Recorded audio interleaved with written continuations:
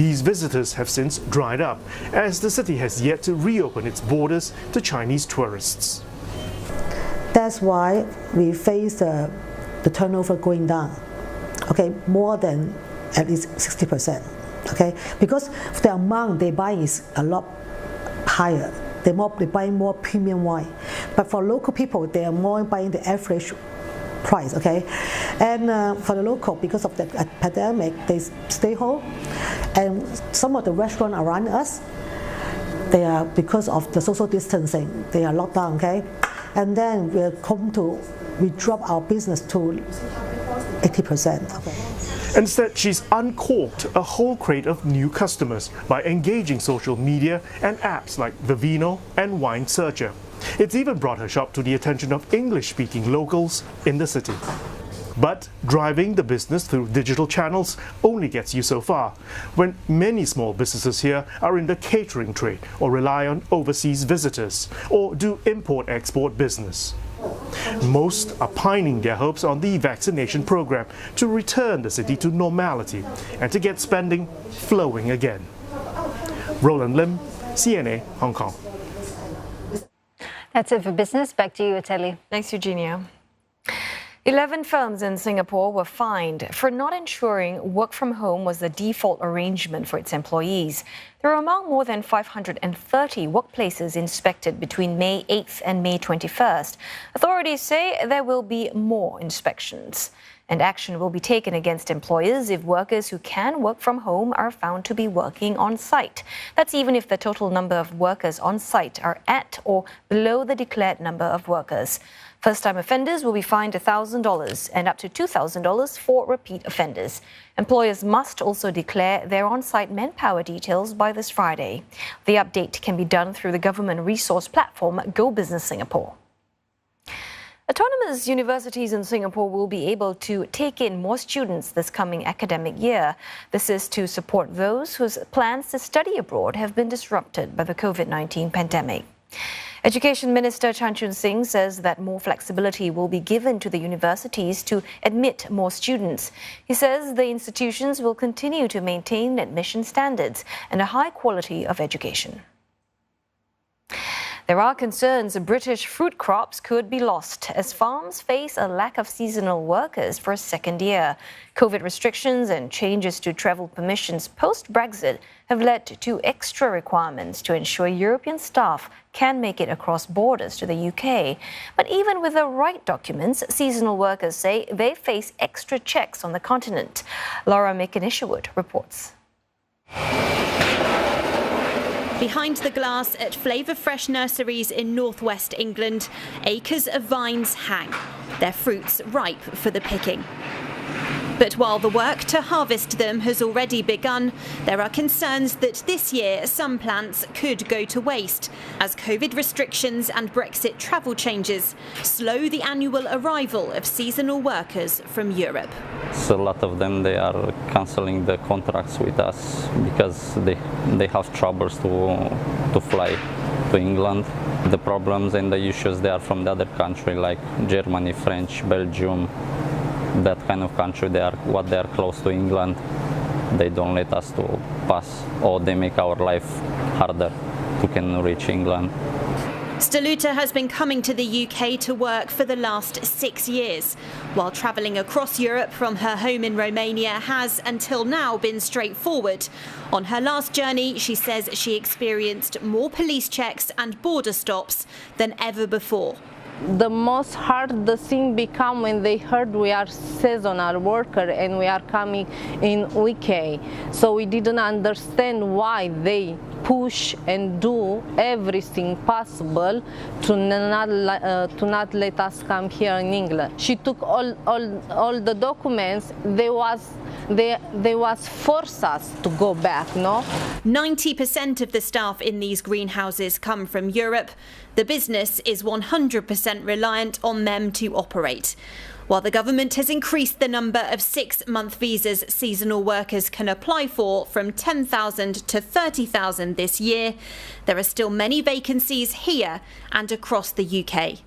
Around 70,000 seasonal workers are needed in the United Kingdom every year to deal with the sheer volume of crops that need picking.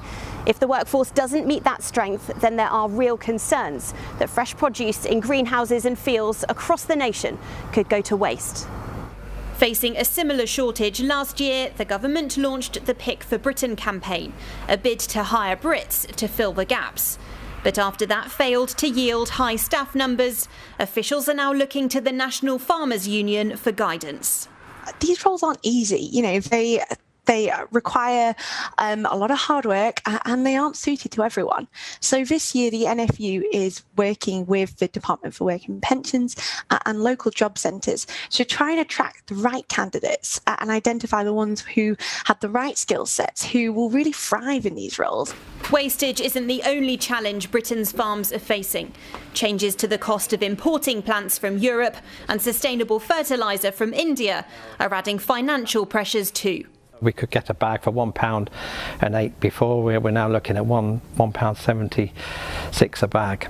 How sustainable is that? Unless the fruit price we get back for the fruit goes up, it's going to be a problem. We've already sort of saved costs wherever we can, and yeah. Those who have made it to the UK know that every berry counts, compensating for staff shortages by working faster, longer, in an attempt to stop anything going to waste.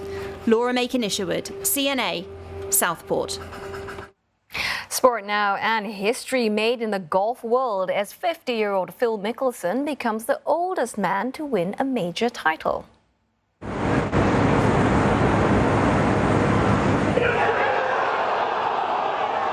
Playing to thousands of spectators at the Kiawa Island Golf Resort, the American captured the PGA Championship by just 2 strokes. It's also his 6th career major. Lefty also eclipsing Julius Barrosa's 1968 major conquest at the age of 48. And how's this for a stat? He is the 4th golfer in PGA Tour history to win in 4 different decades.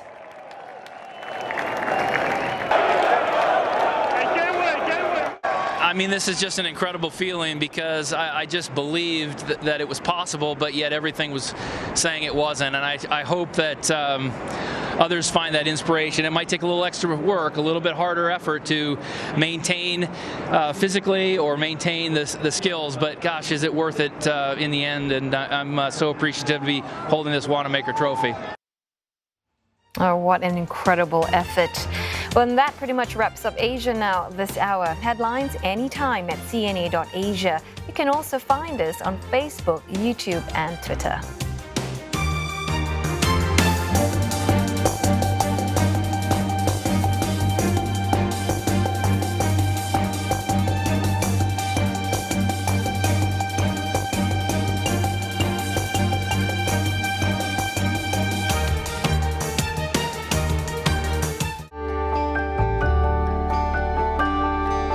Look forward to brighter skies.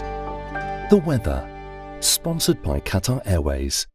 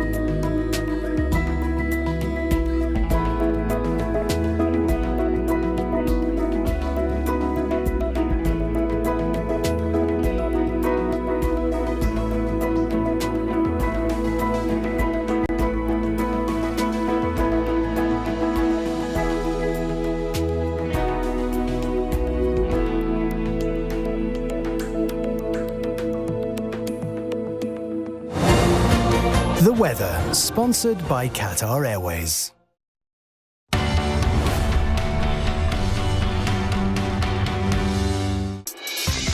Every day, The financial world goes through dramatic rise and falls. We'll track the biggest market movers and show you where the opportunities lie. Get the experts' take on the performance